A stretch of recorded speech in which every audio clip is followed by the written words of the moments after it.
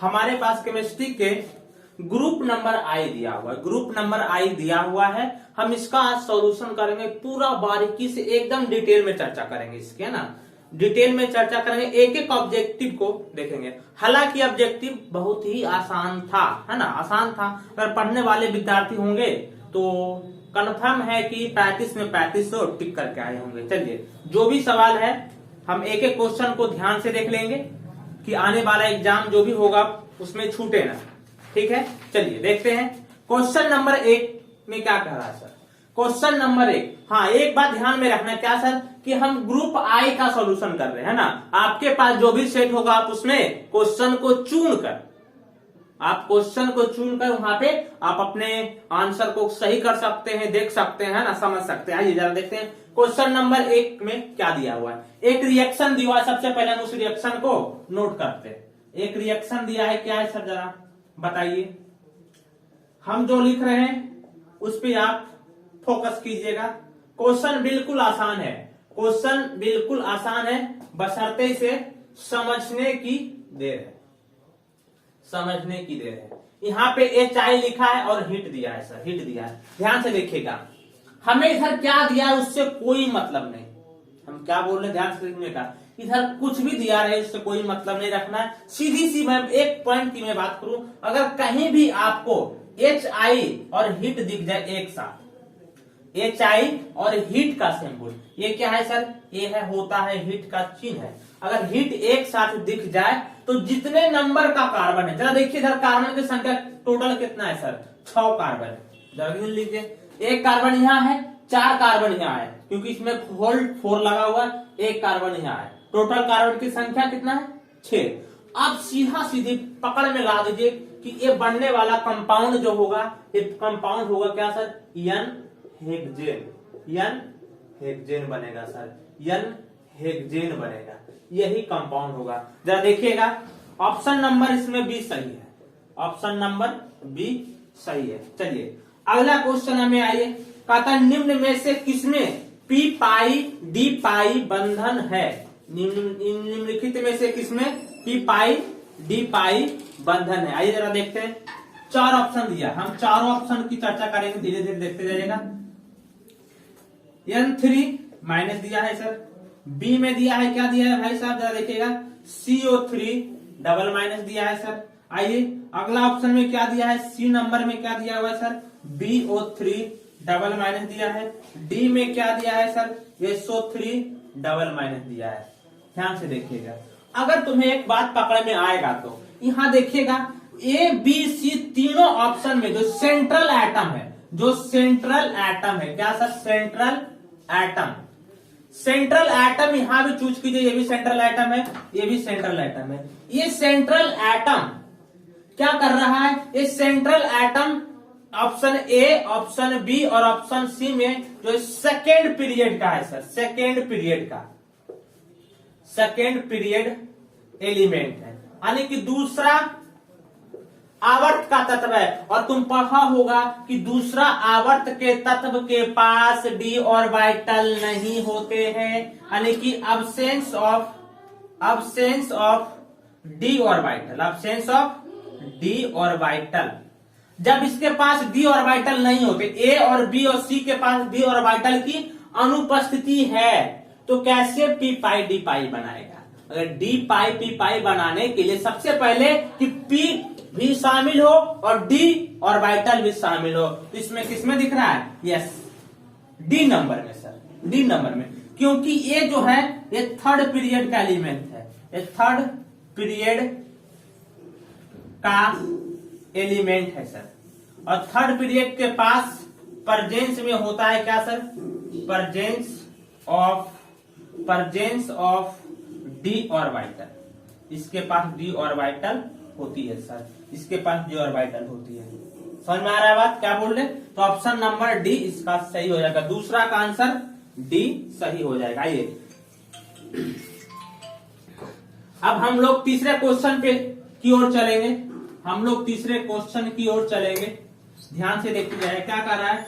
वर्ग 16 के तत्व कहलाते हैं, वर्ग 16 के तत्व कहलाते हैं।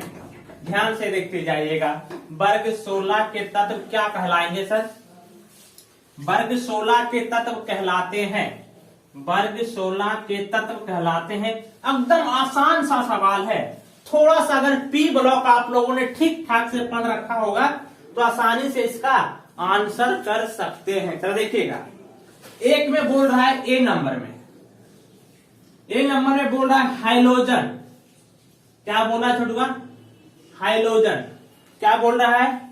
हाइलोजन बोल रहा है सर, हाइलोजन। आइए जरा हाइलोजन की चर्चा करते हैं। हाइलोजन, हाइलोजन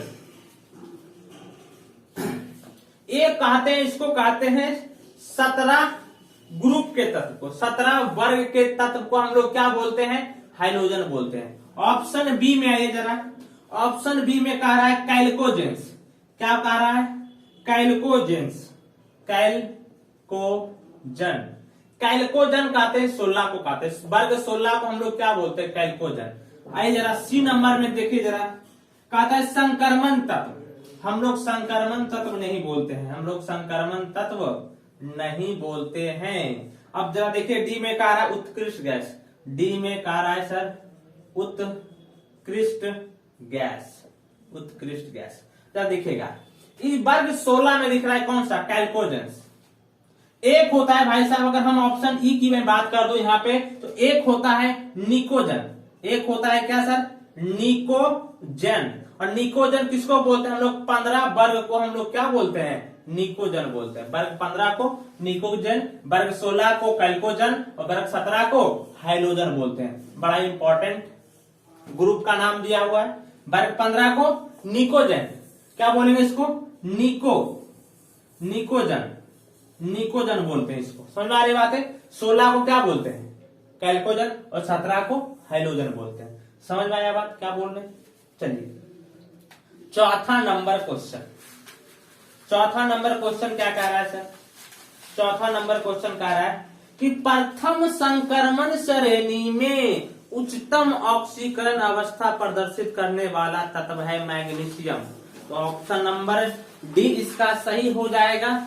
यहाँ पे क्वेश्चन नंबर 4 है सर, क्वेश्चन नंबर 4 में कौन सा आंसर सही होगा? यानी कि संक्रमण तत्व यहाँ पे मैग्नीशियम का हाईएस्ट, अधिकतम, अधिकतम ऑक्सीकरण, ऑक्सीकरण संख्या होती है, ऑक्सीकरण संख्या होती है। आइए 5वें नंबर पे चलते हैं। 5वें नंबर में क्या कर रहा है? निम्नलिखित में से किस तत्व में एफ ऊर्जा स्तर क्रमिक रूप से भरता है? क्रमिक रूप से कह रहा है, जरा देखिएगा, कहता है flowing element for F energy level is gradually filled, धीरे धीरे भरता है। किसमें जाता है सर? तो इसका 5 का आंसर हो जाएगा, 5 का आंसर, इसका आंसर डी हो गया था 4 नंबर का, और 5 का आंसर हो जाएगा ए नंबर। और ए में क्या लिखा हुआ? लैंथेनाइड। क्या लिखा है भाई साहब? लैंथेनाइड में ये होता है फॉर एफ का एनर्जी लेवल धीरे धीरे भरता जाता है। किसमें? ए नंबर, ए में यानी लैंथेनाइड में। चलिए 6ठे नंबर पे आते हैं जरा। एक कंपाउंड दे रखा है, उसमें पूछ रहा है क्रोमियम का ऑक्सीडेशन नंबर। जरा देखिएगा K3CrC2O4 का होल 3 और दे रखा है, बस बस बस बस, इसमें पूछ रहा है क्रोमियम का ऑक्सीकरण संख्या, ऑक्सीकरण, ऑक्सीकरण संख्या पूछ रहा है सर। ऑक्सीकरण संख्या बताइए क्रोमियम का, इसका ऑक्सीकरण संख्या पूछ रहा है। क्या होगा जरा देखिएगा। ऑक्सीकरण संख्या निकालने का आसान तरीका है, यहाँ पे पोटासियम का कितना होता है? +1 होता है सर। यहाँ पे कितने पोटासियम है? 3, तो +1 मल्टीप्लाई बाई 3 प्लस, उसके बाद क्रोमियम है तो इसी का निकालना, जिसको एक्स मान लेते हैं हम लोग, ठीक है। आइए प्लस, यहाँ पे क्या दिख रहा है? इस पे होता है, एगो पे होता है -2 का चार्ज, यानी कि एक C2O4 पे -2 का चार्ज होता है। यहाँ पे कितना है? 3 को, तो कितना हो जाएगा? -2 इंटू कितना 3, और टोटल कंपाउंड पे चार्ज कितना है सर? 0 है। समझ में आ रहा बात? सभी को क्लियर है? आइए यहाँ पे हो जाएगा 3 प्लस एक्स प्लस यहाँ पे माइनस क्या हो जाएगा? -6 हो जाएगा सर, और माइनस करेंगे तो एक्स का वैल्यू कितना आएगा? +3 आ जाएगा सर। तो जरा देखिए 6ठा नंबर ऑप्शन ए करेक्ट है। तो 6 का ऑप्शन नंबर ए करेक्ट है सर। बात समझ में आ रहा है? क्लियर है? चलिए हम लोग अगले क्वेश्चन की ओर बढ़ते हैं। अगले क्वेश्चन की ओर बढ़ते हैं। कहता है किसी सेल अभिक्रिया की साम्य अवस्था पर सेल का विद्युत वाहक बल 0 होता है, शून्य हो जाता है, शून्य हो जाता है। 7 नंबर पे आइए, 7 नंबर पे आइए जरा क्या कह रहा है। कहता है किसी सेल अभिक्रिया के साम्य अवस्था यानी कि इक्विलिब्रियम पे जब चला जाएगा अभिक्रिया तो उस टाइम विद्युत वाहक बल क्या होता है, शून्य हो जाता है। आप नर्नेस्ट इक्वेशन पढ़े होंगे, नर्नेस्ट इक्वेशन पढ़े होंगे, उसमें यही बात बताया जाता है कि ई नॉट सेल का 0 हो जाता है, ई नॉट सेल का 0 हो जाता है जब इक्विलिब्रियम पे आते हैं तब। जरा देखते जाइएगा। तो 7 का आंसर क्या हो गया छोटूगा? 7 का आंसर हो गया बी। आइए 8 नंबर पे आइए जरा। मानव शरीर उत्पन्न नहीं करता है, मानव शरीर उत्पन्न नहीं करता है। कौन सा चीज नहीं करेगा? एंजाइम मानव शरीर उत्पन्न करता है। एंजाइम, बहुत सारे एंजाइम निकलते रहता है हमारे बॉडी में। डीएनए तो हो रहता ही रहता है, विटामिन नहीं होता, विटामिन की गोली हम लोग लेते हैं। समझ में आ रहा है? तो 8 का आंसर क्या हो जाएगा? सी। आइए जरा, एक सेल दिया है, एक सेल बनाकर दिया है, पूछ रहा है इस सेल का नाम क्या है। 9 नंबर सवाल में क्या कह रहा है? एक सेल दे रखा है, Zn से गया Zn+2 यानी कि ये इक्वस मीडियम में है। इस सॉल्ट ब्रिज लगा दिया गया है, एक कॉपर है और एक रिड्यूस होके बना रहा है, कॉपर सॉलिड में बना रहा है। सर ये पूछ रहा है कि ये किस सेल का नाम है। आप इलेक्ट्रोकेमिस्ट्री में पढ़ोगे तो फर्स्ट बार में ही आ जाओगा कि कॉपर और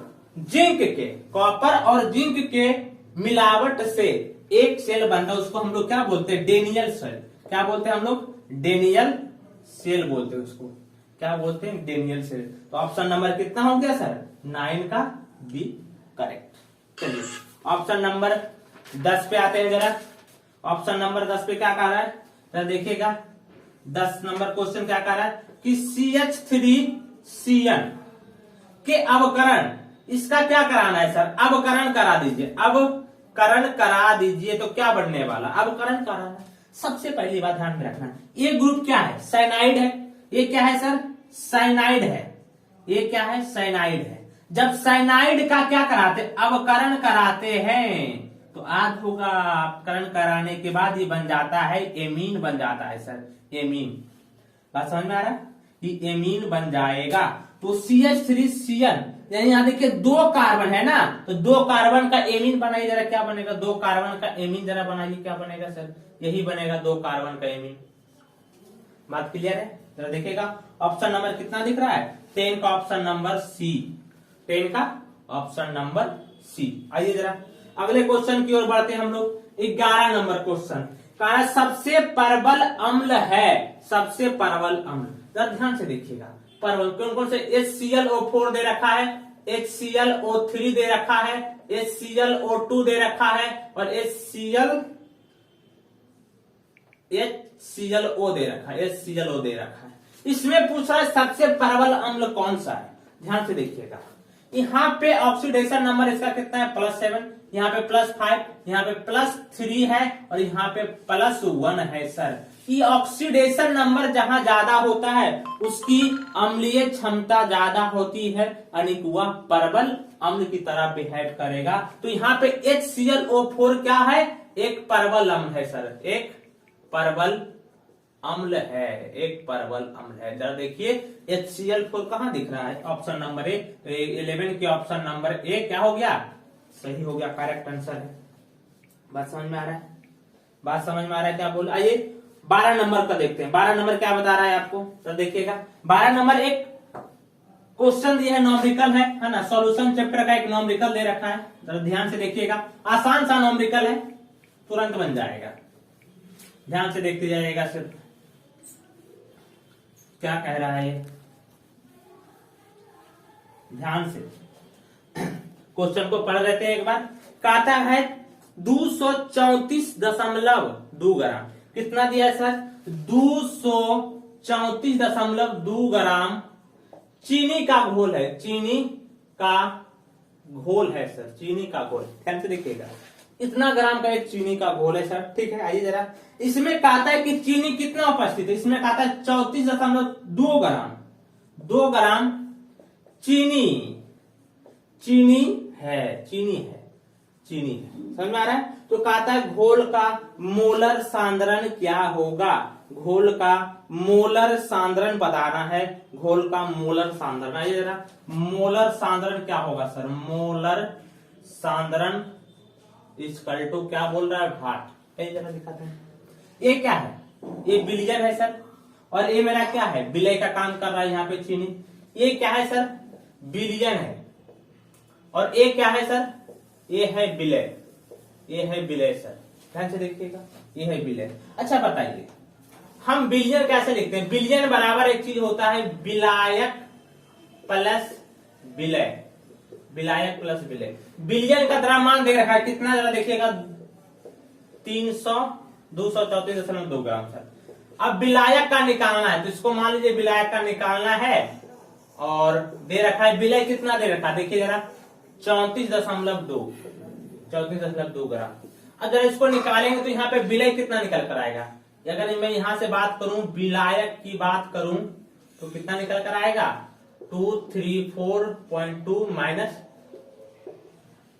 0000, यहां से करेंगे तो आ जाएगा कितना, 200 ग्राम, 200 ग्राम। विलायक कितना आ गया छोटू, 200 ग्राम। समझ आ रहा है बात। आइए जरा, ये मोलर सांद्रण का एक फॉर्मूला होता है, ध्यान से देखिएगा, ये मोलर सांद्रण इक्वल टू फॉर्मूला क्या था, इसी को हम लोग क्या बोलते हैं, मोललता बोलते हैं। यानी कि क्वेश्चन पूछ रहा है किसका, मोललता के बारे में पूछ रहा है, मोललता क्या होगा, तो मोललता क्या होता है, मोल प्रति केजी, यानी विलायक का द्रव्यमान किसमें लेना है सर, केजी में लेना है। यही जरा देखिए, जरा मोल निकालना है, तो मोल बराबर कुछ ही होता है सर, मोल इक्वल टू क्या होता है, पदार्थ का द्रव्यमान, पदार्थ का द्रव्यमान बटा कौची, पदार्थ का मोलर द्रव्यमान, मोलर द्रव्यमान सर, पदार्थ का मोलर द्रव्यमान। देखिए जरा, पदार्थ का द्रव्यमान कितना दे रखा है, चीनी वाला देखिएगा, चीनी यही है विलय,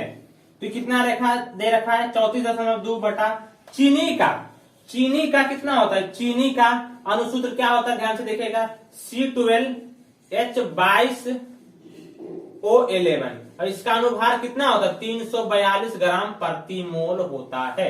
तो देखिए यहाँ पे मोलर द्रव्यमान कितना निकल कर आता है, 342, एक दशमलव हटाएंगे कितना आ जाएगा, 0, दशमलव पर हटाएंगे तो ये पूरा से पूरा कैंसिल हो जाएगा, तो मोल कितना आ गया, 1/10। और विलायक का द्रव्यमान किसमें चाहिए, केजी में सर, तो विलायक कितना आया 200 ग्राम, तो 200 ग्राम को केजी में कैसे लिखेंगे, 200 बटा कितना 1000, तो कितना आएगा 1/2 केजी, 1/5 केजी आएगा।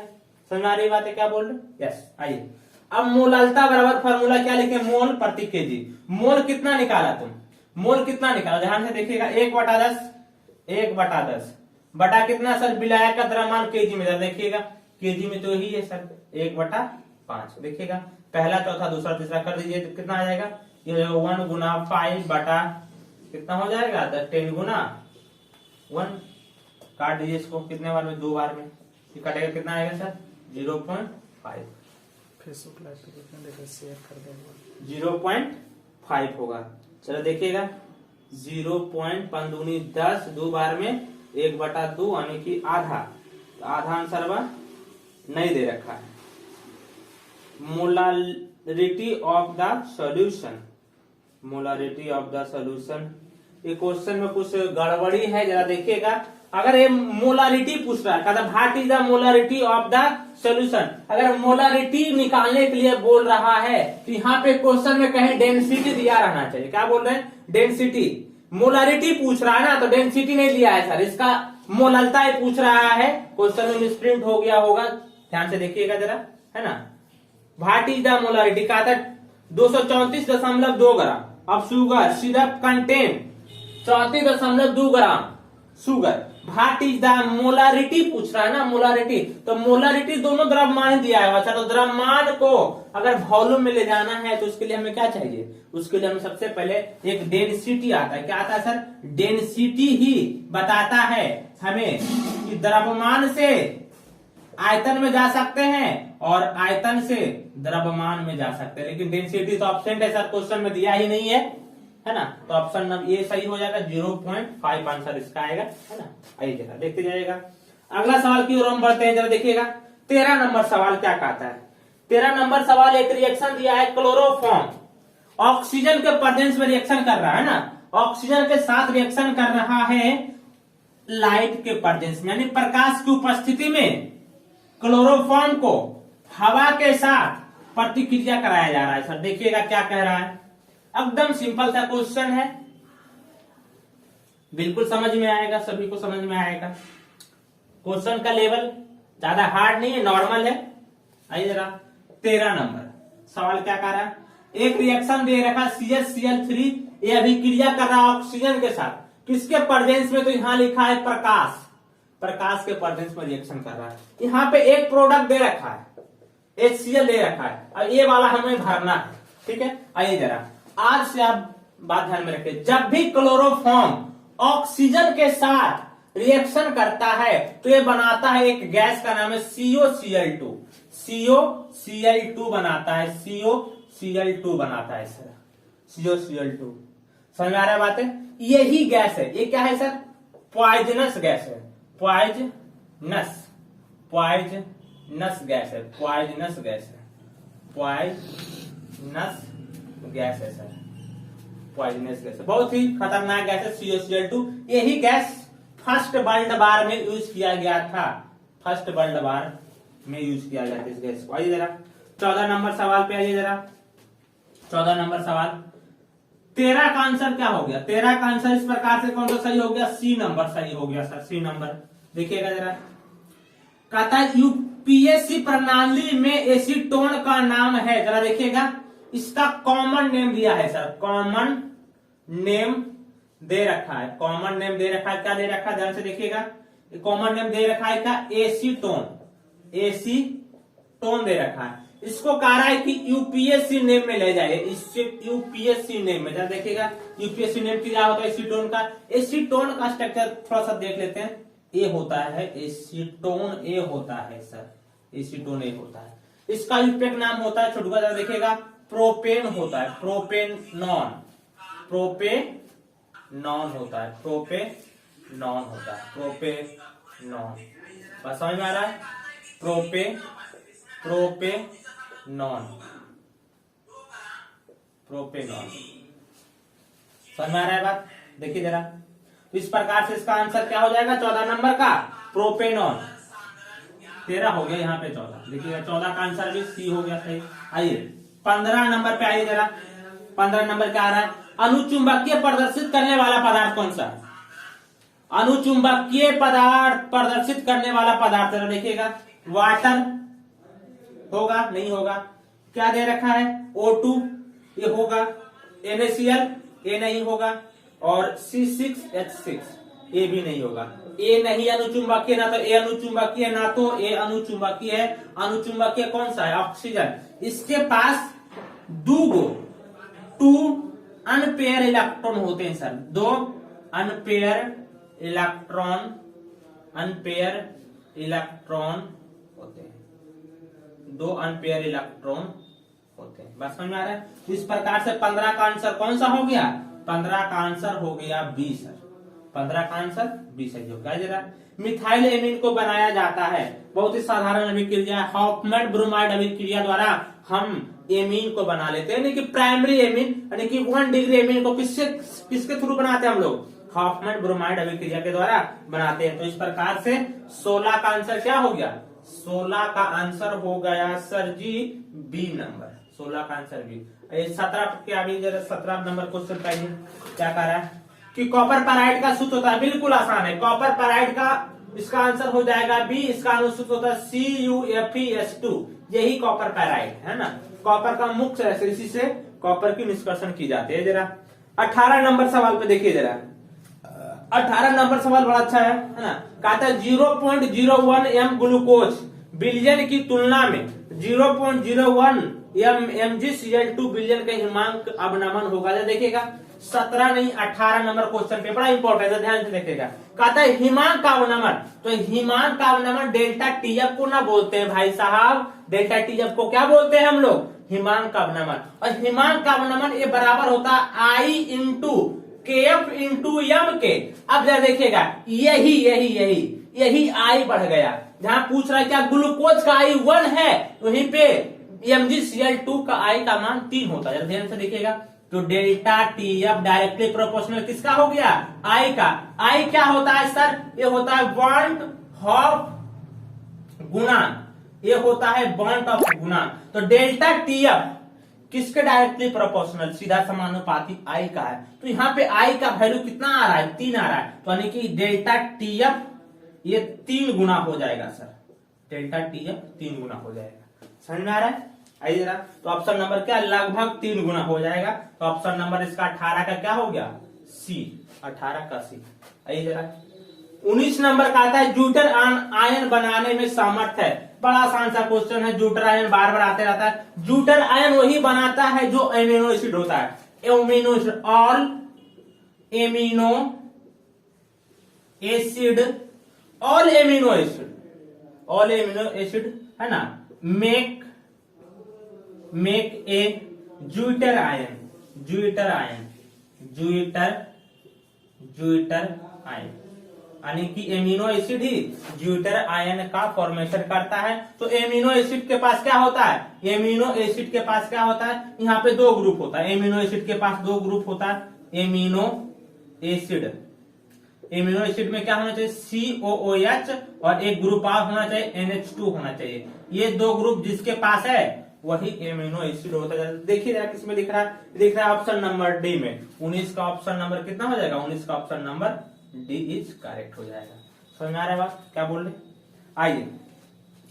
परगलन विधि में धातु के ऑक्साइड से अपचयन में प्रयुक्त होता है कार्बन, कार्बन का यूज करते हैं हम लोग, क्या किस में करते हैं कार्बन का यूज, अगर स्मेल्टिंग प्रोसेस में कार्बन का यूज किया जाता है। क्यों किया जाता है, क्योंकि वो अच्छा एक रिड्यूसिंग एजेंट है, किसी को रिड्यूस कर लेगा, किसी को खुद रिड्यूस करके अपने को ऑक्सीडाइज कर देगा, है ना, यानी ऑक्सीजन को छुड़ा कर ले भागेगा। तो कितना नंबर हो गया, 20 का आंसर कहां लिख दे, 20 का आंसर हो जाएगा छोटू बी नंबर, बी का आंसर, 20 का आंसर भी हो जाएगा। समझ में आ रहा है, चलिए फिर से शुरू करते हैं इसको। अब देखिएगा क्वेश्चन नंबर 21 पे क्या कह रहा है, साधारण सा क्वेश्चन है। क्वेश्चन नंबर 21 क्या कह रहा है, एकदम सिंपल सा क्वेश्चन है। क्वेश्चन नंबर 21 कह रहा है एक शून्य कोटि अभिक्रिया A+B ये दे रहा है C के लिए दर है, यानी कि दर को लिखना है। अब एक पहले ही बता दिया अभिक्रिया की कोटि 0 है, तो टोटल अभिक्रिया जोड़ जाकर कितने के बराबर आना चाहिए, पावर 0 आना चाहिए। देखिए जरा 21 नंबर सवाल क्या कह रहा है, एक अभिक्रिया दे रखा है A+B, ये दे रहा है कितना, C दे रहा है, ठीक है। कहते हैं इसके लिए आप दर को लिखिए, दर बराबर, यानी कि R पूछ रहा है, R क्या होगा, ये पहली बता दे कैसा है, ये है शून्य कोटि अभिक्रिया, शून्य कोटि अभिक्रिया है सर। और शून्य कोटि अभिक्रिया है तो इसका ऑर्डर कितना होना चाहिए, कोटि 0। तो यहाँ पे दर जरा देखिए सभी के पावर, यानी कि इसका जो कंसंट्रेशन होगा, इसका जो कंसंट्रेशन का पावर, दोनों का योग कितने के बराबर होना चाहिए, 0 के बराबर। जरा देखिएगा कहां दिख रहा है, यहाँ पे दिख रहा है K, A का कंसंट्रेशन, B का कंसंट्रेशन, यहाँ पे 0 लिखा है, यहाँ पे 0 लिखा है हुआ, option number A। Option number B में जरा देखिएगा क्या कह रहा है, दर बराबर क्या कह रहा है, K, A का कंसंट्रेशन 1 है सर, और B का कंसंट्रेशन 0 है सर। ऑप्शन नंबर सी में क्या कह रहा है, दर बराबर क्या देखा है, K, A का कंसंट्रेशन 0 और B का कंसंट्रेशन 1 दे रखा है, जरा देखिएगा। और डी में कह रहा है इनमें से कोई नहीं, इनमें से कोई, तो ये वाला तो होगा ही नहीं। जरा अब कहना है कि जो पावर को जोड़कर, सभी पावर को जोड़कर कितना आना चाहिए, 0 आना चाहिए। तो यहाँ पे जरा जोड़िए, तो 0 + 1 1, 0 + 1 1, या 0 + 0, यानी कि यहाँ पे 0 आ गया। तो ऑप्शन नंबर ए करेक्ट हो जाएगा, इसका ऑप्शन नंबर ए करेक्ट है। रासायनिक अधिशोषण में कितनी परतें होती है, एक परत होता है बस। रासायनिक अधिशोषण एक ही परत का होवे करता है सर। इसमें कितने लेयर होते हैं, 22 का आंसर कितना हो जाएगा, 1 लेयर वाला, ठीक। जरा बेकेलाइट फिनॉल से किसके साथ अभिक्रिया द्वारा प्राप्त होता है, बेकेलाइट फिनॉल से किसके द्वारा अभिक्रिया कर प्राप्त किया जाता है? तो ये फॉर्मल्डिहाइड। यानी कि 23 नंबर का आंसर क्या हो जाएगा छुटुआ? 23 नंबर का आंसर हो जाएगा सी सर। आइए जरा 24 नंबर की मैं बात कर दूं, थोड़ा सा 24 नंबर की मैं बात कर दूं, ध्यान से देखिएगा। एक जटिल यौगिक दे दिया गया है, उसमें बताना है निकेल का ऑक्सीकरण संख्या दिखाना। देखिए 24 नंबर सवाल क्या कह रहा है? K4 निकेल दिया रखा है और Cn का होल 4 दे रखा है। इसमें पूछ रहा है निकेल का ऑक्सीकरण संख्या पूछ रहा है। क्या पूछ रहा है? ऑक्सीकरण संख्या पूछ रहा है। सर जरा बता दीजिए ऑक्सीकरण संख्या क्या होता है? पोटेशियम का कितना होता है? +1 होता है। निकेल यहाँ पे इसका कितना होता है? -1 होता है। जरा देखिएगा तो +1 इंटू कितना 4, 4 वो है ना x, जिसका निकालना उसको x ले लेते हैं प्लस इसका साइनाइड का कितना होता है? -1 होता है सर। तो यहाँ कितना है? 4 वो है ना, टोटल पे 4 कितना 0। आइए जरा तो हो जाएगा 4 + x -4 बराबर कितना 0। तो +4 -4 कैंसल, तो x बराबर कितना 0। देख जरा भाई आंसर किसमें दिख रहा है? 24 का option number A is the correct answer. समझ आ रहा है? कौन अधिक क्षारीय है? कौन अधिक क्षारीय है? हमेशा याद रखिएगा कौन अधिक क्षारीय। 25 नंबर का सवाल का रहा है कि कौन अधिक क्षारीय है। जहां भी 2 डिग्री एमीन दिख जाए, 2 डिग्री एमीन, और इसमें भी एक कंडीशन है 2 डिग्री एमीन होनी चाहिए सर, लेकिन वो कैसा होना चाहिए? एल्काइल समूह का होना चाहिए, एल्काइल समूह वाला होना चाहिए, एल्काइल समूह वाला। समझ आ रहा है? एल्काइल समूह वाला। तो 25 का आंसर कितना हो जाएगा छोटुआ? डी नंबर इसका करेक्ट हो जाएगा, डी नंबर। समझ आ रहा? डी नंबर है। जरा 26 में क्या कह रहा है? मोनोहाइड्रिक एल्कोहल का समान सूत्र होता है मोनोहाइड्रिक एल्कोहल। 26 नंबर सवाल क्या कह रहा है? मोनोहाइड्रिक। तो यहां जरा देखिएगा मोनोहाइड्रिक एल्कोहल, एल्कोहल पूछ रहा है ना। मोनोहाइड्रिक एल्कोहल का समान सूत्र क्या होता है? तो CnH2n +1 और OH होता है। जरा देखते हैं, मिला लीजिए कहां पे दिखता है, देखिए जरा। तो ये ऑप्शन नंबर ए में, तो 26 का आंसर क्या हो जाएगा सर? ए नंबर हो जाएगा। समझ आ रहा है? चलिए आगे देखते हैं हम लोग। 26 का क्लियर हो गया। आइए 27 नंबर सवाल देखिएगा क्या कह रहा है? कहता है दूध निम्नलिखित में से किसका उदाहरण है? दूध पायस का उदाहरण होता है। जरा देखते जाएगा 27 नंबर, 27 नंबर का ऑप्शन नंबर ए इसका करेक्ट है, यानी कि पायास होएगा सर, पायास। 28 नंबर पे है जरा, गैलेना किसका एक्स है? गैलेना 28 नंबर में पूछ रहा है। गैलेना, गैलेना किसका आयक्स है सर? तो ये होता है लेड का, पीबी का आंसर क्या हो जाएगा? बी नंबर सही हो जाएगा। 29 नंबर इधर बाकी सब सिंपल सिंपल सवाल है। कहता है बेरबेदार ठोस का उदाहरण है। बेरबेदार ठोस कौन सा होता है? रबर होता है सर, रबर। कौन सा नंबर कितना हो जाएगा? डी सही हो जाएगा। 30 नंबर पे आइएगा, जरा ध्यान से देखिएगा। 30 नंबर पे एक अभिक्रिया दिया हुआ है ना, जरा अभिक्रिया को दिखा देते हैं पहले, तब मजा आ जाएगा। अभिक्रिया क्या देगा? C2H5Br। ये रिएक्शन कर रहा है किससे सर? KOH के साथ रिएक्शन कर रहा है। किस मीडियम में? एल्कोहलिक मीडियम में दे रखा है, एल्कोहलिक मीडियम में। अब जरा देखिएगा, अगर एल्कोहलिक नहीं होता तो ये बनाता एल्कोहल, अगर एल्कोहलिक है तो ये बनाएगा ethene, CH2 double bond CH2।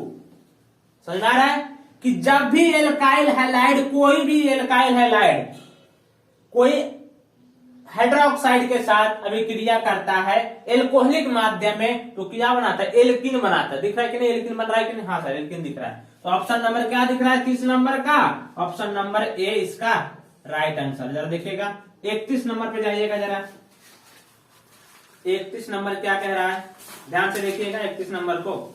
Photographic film plate में किसका आवश्यक घटक होता है? फोटोग्राफिक प्लेट में ना सिल्वर ब्रोमाइड का यूज किया जाता है। ऑप्शन नंबर क्या हो जाएगा सर? बी नंबर, यानी कि सिल्वर ब्रोमाइड, सिल्वर ब्रोमाइड का यूज किया जाता है फोटोग्राफिक फिल्म में। ऑप्शन नंबर बी इसका करेक्ट है।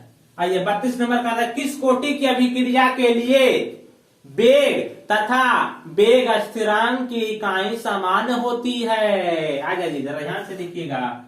32 नंबर हमने पढ़ाया था कि zero order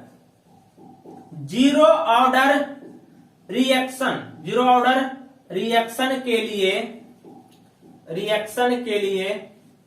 zero order reaction के लिए यहां पे वेग और वेग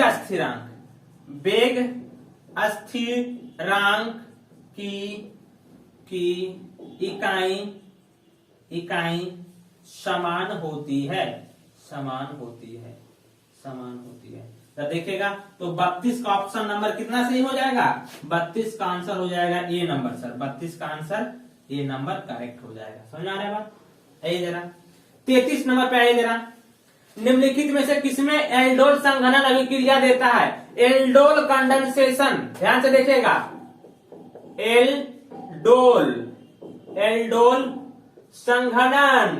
एल्डोल संघनन वही देता है जिसके पास अल्फा एच होती है।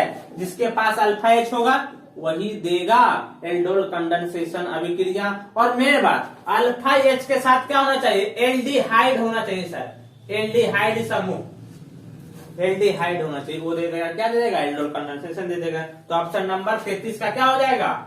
यहाँ पे 33 का आंसर नंबर क्या हो जाएगा? D sir. 33 का ऑप्शन नंबर डी सही हो जाएगा। इधर देखिएगा 34 नंबर का आता है क्लोरीन अमोनिया की अधिकता से अभिक्रिया करके बनाता है। देखिए जरा 34 नंबर सवाल, क्या मजेदार सवाल है, एकदम बिल्कुल आसान सा सवाल है। देखिए जरा, कहता है क्लोरीन ये अभिक्रिया कर रहा है किसके साथ? अमोनिया के साथ। इसको किसमें लेना है? एक्सेस में लेना है, एक्सेस में अधिक मात्रा में लेना है। तो क्या बनेगा? जब क्लोरीन अमोनिया के साथ अधिक मात्रा में अभिक्रिया करता है तो ये बनाता है सर N2 प्लस NH4Cl, यानी कि नाइट्रोजन गैस देगा और अमोनियम क्लोराइड देगा। तो 34 नंबर का आंसर नंबर क्या हो जाएगा सर? आंसर नंबर सी सही हो जाएगा। समझ में आ रही बात है? चला देखते जाइएगा। 35 नंबर देखिएगा जरा। 35 नंबर क्या है सर? कौन ताप से प्रभावित नहीं होता है? ताप से नहीं प्रभावित होने वाला कौन कौन सा है सर? ये होता है मोललता, ताप से प्रभावित नहीं होता है। परसेंटेज W/W ताप से प्रभावित नहीं होता है सर। और होता है मोल अंश। ये तीन ऐसे चीज हैं जो तापमान से स्वतंत्र होते हैं। तो ऑप्शन नंबर कितना हो जाएगा 35 का? B number sir, option number B. 36 number को जरा देख लीजिएगा एक बार। 36 नंबर क्या कहता है? निम्नलिखित अभिक्रिया का प्रमुख प्रतिफल बोल रहा है। एक अभिक्रिया दे रखा है, क्या है? यहाँ पे दे रखा है सर नाइट्रोबेंजीन दे रखा है, नाइट्रोबेंजीन दे रखा है। ये प्रतिक्रिया कर रहा है किसके साथ? Sn प्लस HCl के साथ कर रहा है। तो ये रिएक्शन करके बनाता है छुटका नाइट्रोबेंजीन, यानी कि इसका रिडक्शन करा देता है। इसका प्रोडक्ट क्या बनेगा? नाइट्रोबेंजीन बनेगा सर। यहाँ पे नाइट्रोबेंजीन बनेगा। समझ में आ रही बात है क्या बोल रहे हैं? नाइट्रोबेंजीन। तो देखिएगा कहाँ दिख रहा है? 36 का ऑप्शन नंबर